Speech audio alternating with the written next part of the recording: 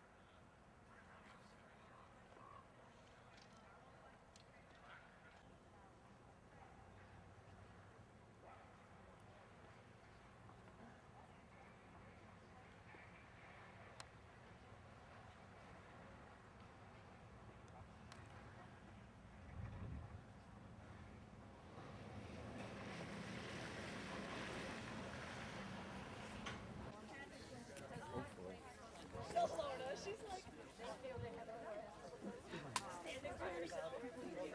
Well, who is the ringleader? Who's the organizer? Because I wanted to have the mic on whoever's going to be I think sunglasses. She's the where? You know, I'm kind of. Oh, so I got he has something in his hand. Victoria, you know.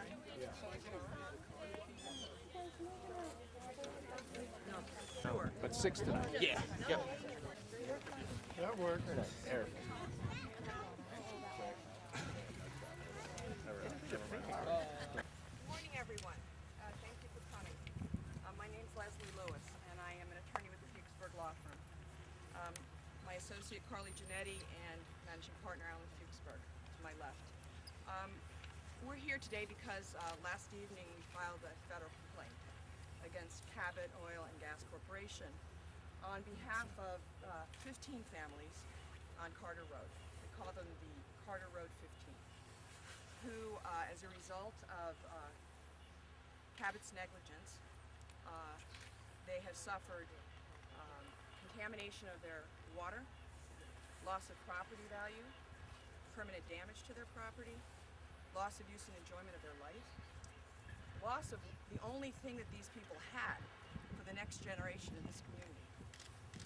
Unfortunately, these people came together because they did not have the faith in the company that they would do what was necessary to meet certain contractual obligations with respect to repairing any damage that's been done.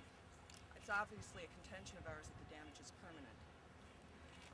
Therefore, we have filed a suit. We're attempting to acquire the remediation to the extent that it can be provided. We're suing for compensatory damages. We're suing for breach of contract. We are suing for fraudulent inducement and solicitation. And I'll stop there. And Alan, anyone else want to speak?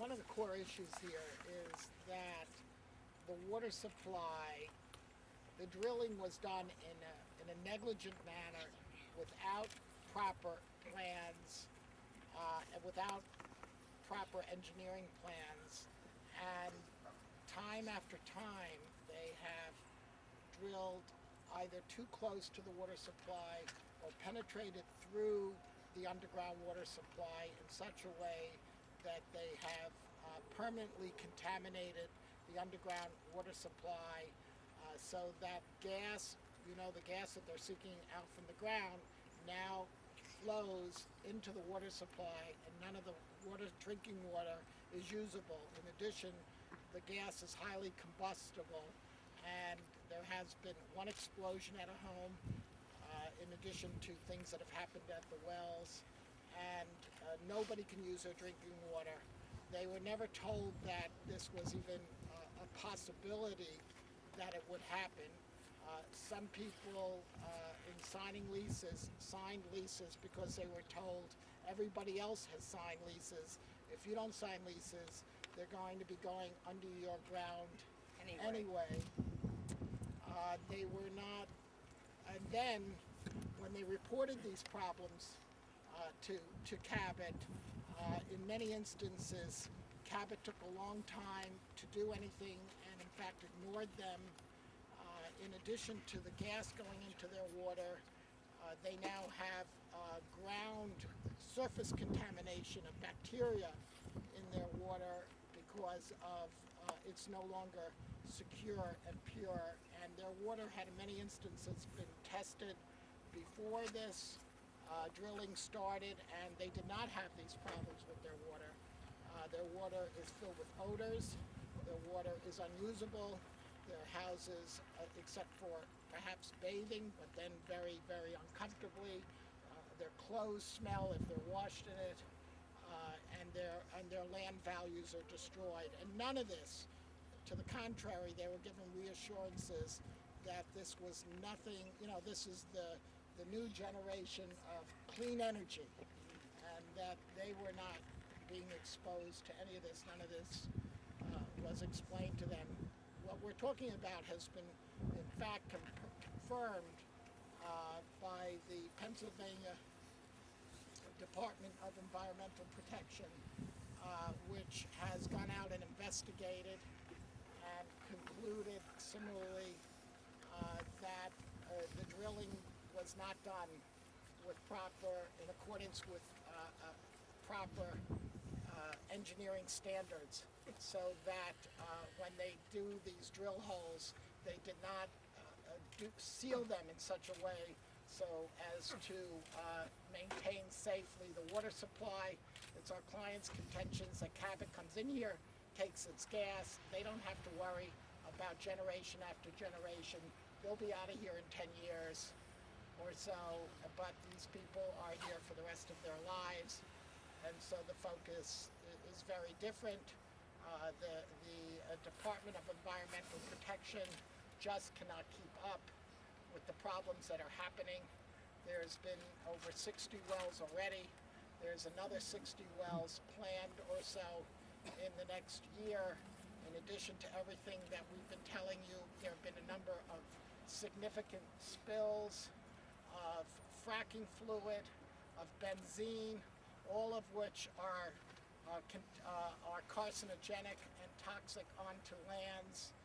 Trucks let fluid seep out of them. There have been many accidents as when they drill, they use a fluid that is kind of A toxic cocktail. is a toxic petroleum mix that helps them penetrate the rock that they have to get through in order to get down deep to the oil. It lubricates, and they put it on great pressure, and there have been quite a number of spills. They bring it in by truckloads. Then they take the waste materials and they put them in holding tanks that they've built. They failed to line some of the holding tanks.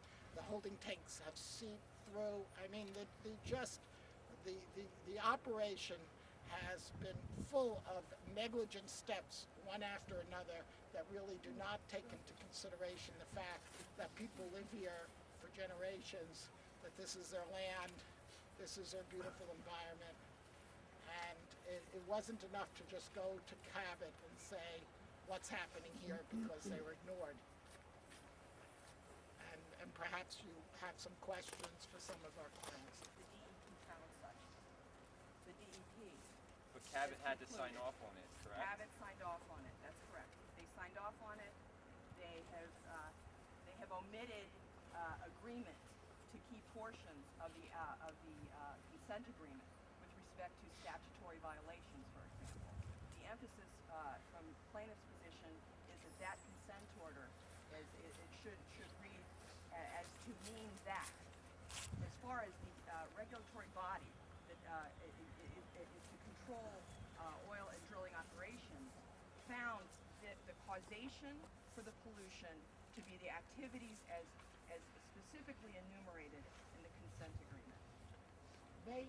How could they be signing this consent and agreement unless they are acknowledging DEP's findings? I believe, and I think it's common sense, that if they could disprove DEP's findings, then they would have disproved DEP's findings, and they would not have acknowledged by signing a consent agreement to change their practices. They would not have signed something that had such serious findings in it.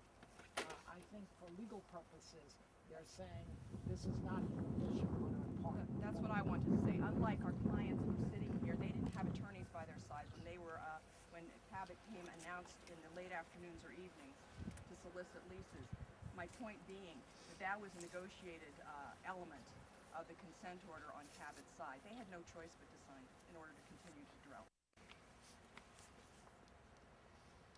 The consent agreement, I believe, pertains to gas contamination, correct? Correct. Rather than contamination by fracking fluids. No, the consent agreement, and there have been a number of violations imposed, have been for spillages of fracking fluid, and that is also contained in that consent agreement. Acknowledgement, for example, there were three major spills within a 10-day period alone. Right. And there are other spills as well. And not only that, but that consent agreement is the second order that has come out from the DEP. There was one in September that required them to take remedial steps that were not undertaken. And were given, had a lesser fine in September, and now a more major fine, which just goes to show that, Cabot is not taking on its own seriously and conscientiously the need to protect the rights of the property owners where they are situated. So have you or Circumstantial evidence of that. can you explain what you mean by Yes, that their water was tested before